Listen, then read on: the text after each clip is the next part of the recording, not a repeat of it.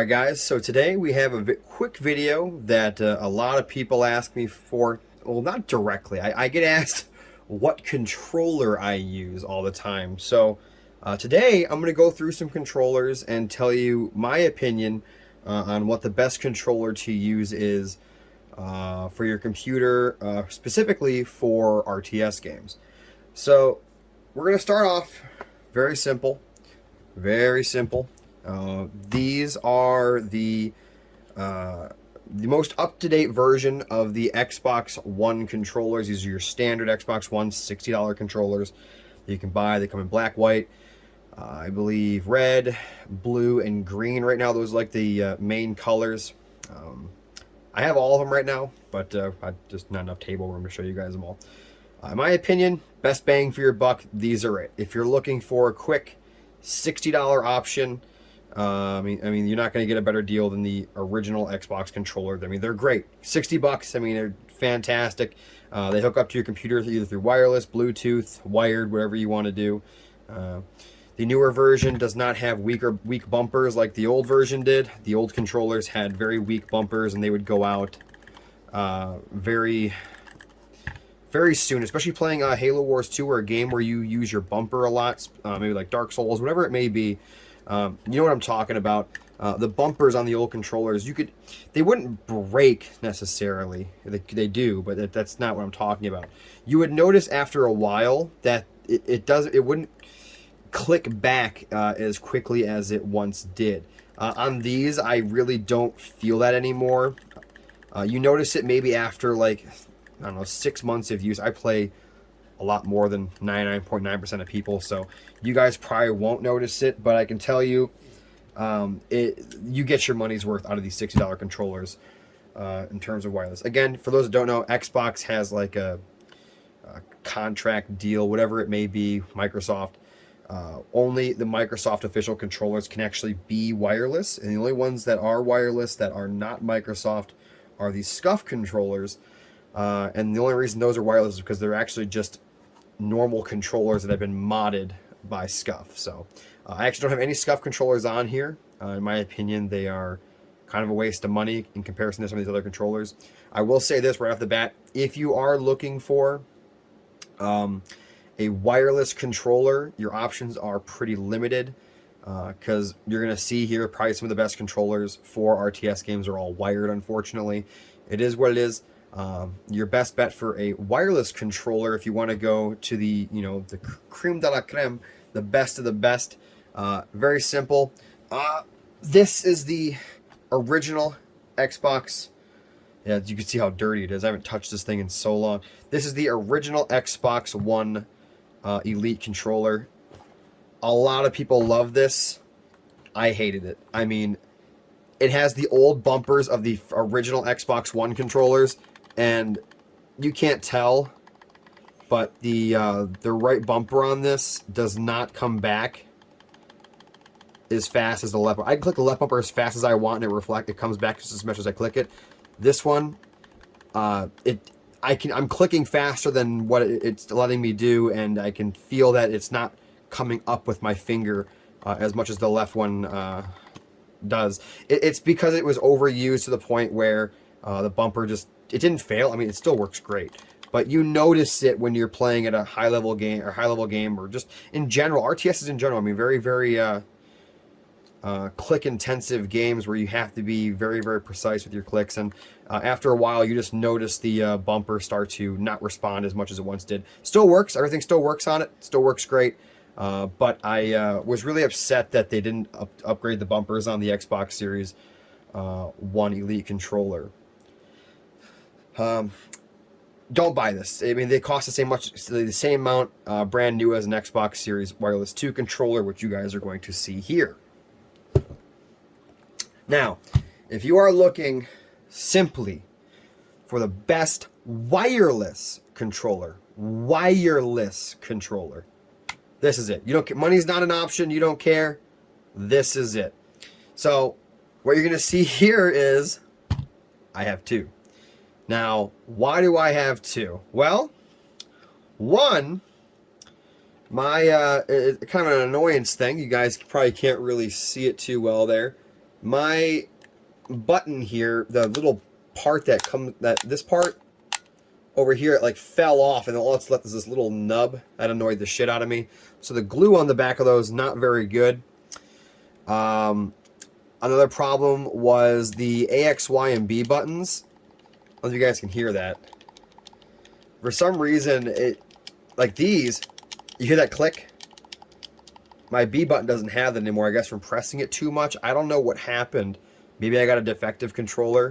It was a lot of money. Felt really bad because this was after like 2 months. This $180 controller at the time died on me in terms of the B button not being responsive anymore. Bumpers, triggers, everything works great. The controller is still fantastic. If somebody wants this controller, I'll probably just do a giveaway for it if somebody doesn't care about the B button. I mean, it still reacts and works fine, but it doesn't come up as fast as the A, X, Y, and B buttons. It does, you know, it is what it is. The controller's still fine. I still got the box for it and everything. Great controller. Now, this is the new one I bought. I'm actually not using it right now. I'm saving it to use it for Age of Empires when that comes out. So I'll be using the Elite 2 for Age of Empires. There's a specific reason for that. One, the software that I use only recognizes the Elite controllers and the standard Xbox controllers. And what I'm talking about is the software I use to map buttons to make games that aren't controller compatible. So I have to use an Elite. Even though I have to use it, I would probably use it anyway. I love the way the paddles are on the Elite. It's just me compared to my other controllers you guys are going to see here. But again, nothing wrong with it. The Elite 2, guys, if you are looking for the best wireless controller option, go with the Elite 2 if money's no option. You guys already know if you guys are playing on Xbox, whatever it may be, you don't want to spend a lot of money. You're really not missing much if you're using the newest version of the regular Xbox One controller. Guys, if you are using the old, you can tell by the D-pad, by the way, between the new and older model of Xbox One controllers. The new ones are they're different, right? They're built different. They're fantastic. I love the grips on the back of these. I don't know if you guys can see it on there. It is textured. Don't mind my fingernails. I don't have any.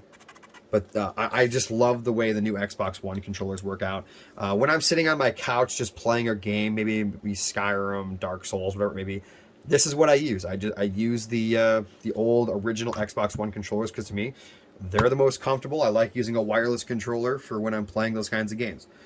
Now, putting the wireless controllers aside, now we're going to get into what I would call the competitive controllers. This is what a lot of you want to see, and we're going to get into that now. So, what we have here are the cream of the crop, right? These are the best. So, what we have here, this is the original Razer V2. This came out, I think, last year. It's very dirty. I haven't really used it, as you can tell. It's basically a brand new controller. And I'll tell you guys why I haven't used it in a little bit here. Number one, you guys can read up all on this controller. The Razer V2 had a problem. It came at $100. It's actually cheaper than all these other controllers except for the original Xbox Series X controllers. So this controller doesn't have you can't take the wire out, which bothers me. It's not detachable. The A, X, Y, and B buttons, I love that they have the click, right? But if you guys can see here, their actuation, where they actually come off the controller, I mean, you have to press that really far. I mean, it feels great. I mean, honestly, if I were to pick a wired controller to play a game with that wasn't an RTS, it would probably be this one. I would still pick this controller over any of the wireless ones, except maybe the Elite. Simply because I cannot play RTS games anymore without the clicky A, X, Y, and B buttons. I just can't do it. However, I don't actually suggest buying the Razer Wolverine V2 Standard. So keep that in mind. I suggest not buying this. Again, do not buy the Razer Wolverine V2 Standard. Cool controller, cool concept. However, it did have a lot of bugged up features, and they actually came out with a new version of this controller recently that that fix this problem. So this is actually the newest controller of the bunch. This is the exact same controller you were just looking at, except this is the Razer V2 Chroma. So actually these on the sides light up if you guys care about that. This all lights up and looks pretty. There are 4 total joysticks. You got 2 of these, 1 of these, and you have an extra, there's 1 more stick. It's a high stick. I don't know where I put the box for this, but that's what comes with this. Paddles on the back, you got 4 paddles on the back. You have your trigger stops. So if you want your trigger to go further, shorter, I like obviously shorter for RTS games. There's no point in having triggers that go in further.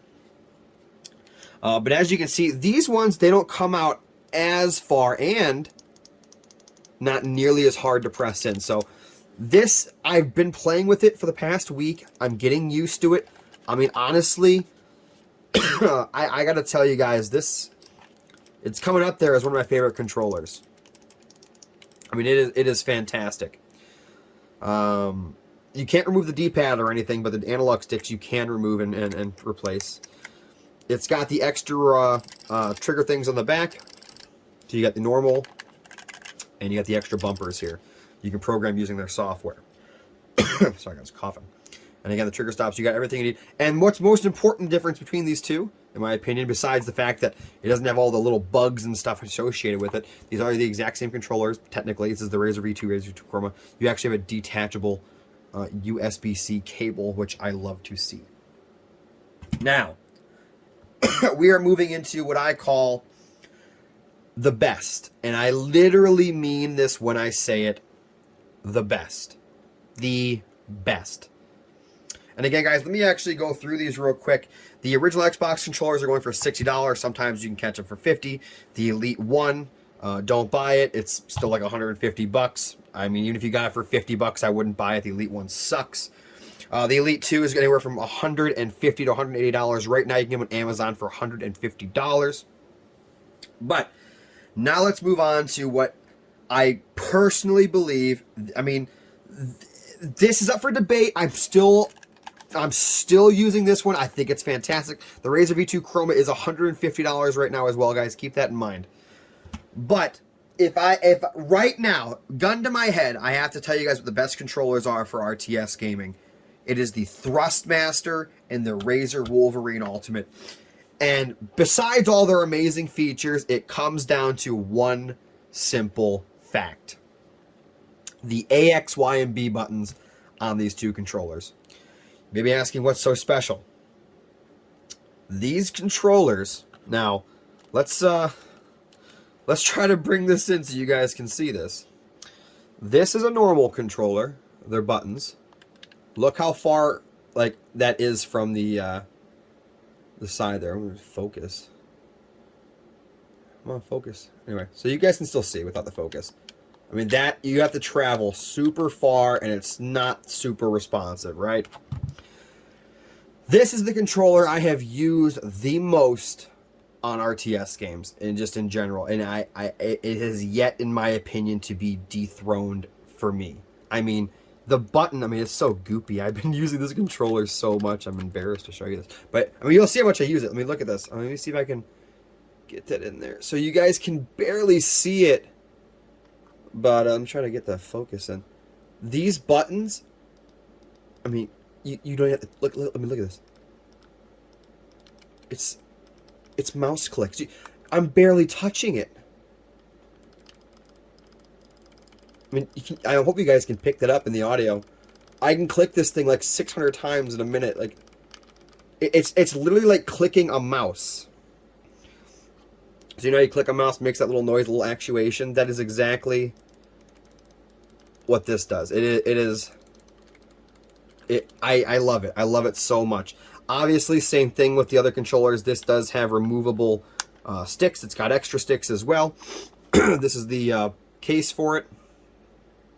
So you get the extra sticks, the extra full D-pad. I like the buttons for when I'm playing RTS games. Obviously, the full D-pad, probably better for other games. But again, you also have these cool features if you use your microphone in there. You got this these buttons that'll help with your microphone, your volume settings, as well as changing your